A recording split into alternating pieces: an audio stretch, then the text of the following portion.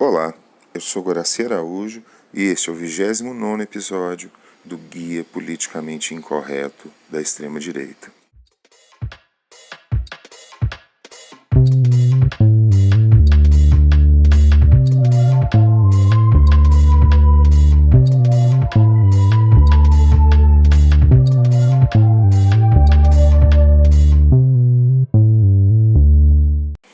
No episódio de hoje eu vou dar continuidade à discussão sobre o QAnon,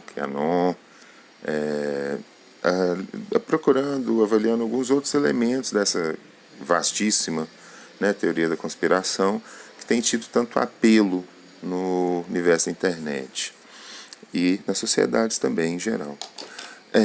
O que aconteceu depois que esse usuário do 4chan chamado Q começou a fazer suas postagens? Ele começou a dizer que ele era um alto funcionário do governo norte-americano, instalado numa posição estratégica, de onde ele podia observar todo o contexto da conspiração que supostamente estaria acontecendo.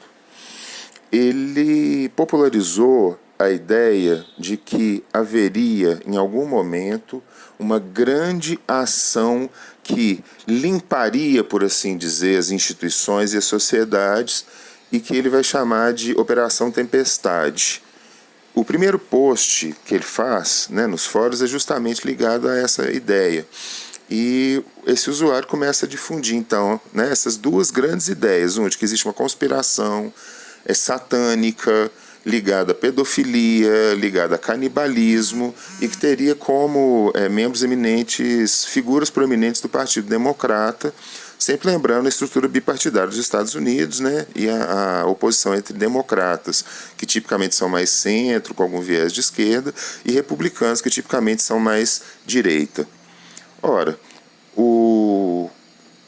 a conspiração que o Q começa a desvelar é uma conspiração que é politicamente muito interessante para favorecer a posição republicana, sobretudo a partir do momento em que o Partido Republicano começou a ser praticamente invadido pela figura do Donald Trump.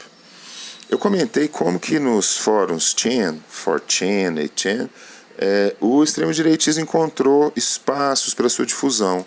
Eu queria hoje entrar um pouquinho num detalhe que me parece favorecer essa difusão. Existe um certo tipo de sujeito que muito recorrentemente procura esses fóruns.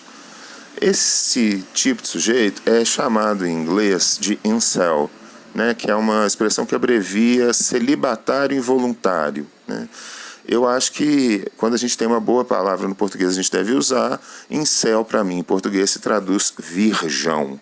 Ou seja, é aquele sujeito que não é celibatário porque quer, vamos dizer assim, é que tem algum tipo de dificuldade, impedimento, limitação, que lhe impede de ter uma vida afetiva, amorosa, e sobretudo na passagem da adolescência para a vida adulta, uma vida sexual satisfatória, e acredita-se que a psicologia desses sujeitos os conduz a um intensíssimo, imenso ressentimento que transborda para todos os lugares.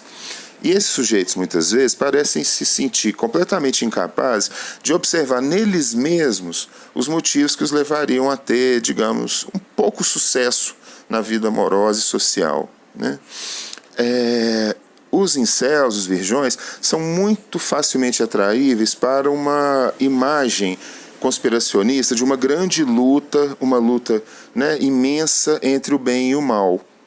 E não é à toa que esses sujeitos são grandes propagadores de teorias da conspiração que pensam, que falam nesses termos.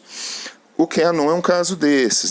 O QAnon sugere que existe, de um lado, um poder sórdido, profundo, escondido, no chamado estado profundo, que existe toda uma conspiração dedicada a implantar uma espécie de poder mundial que impediria a expressão dos indivíduos, e que esse poder profundo é combatido por um cavaleiro da luz. Muitas vezes se usa esse tipo de expressão.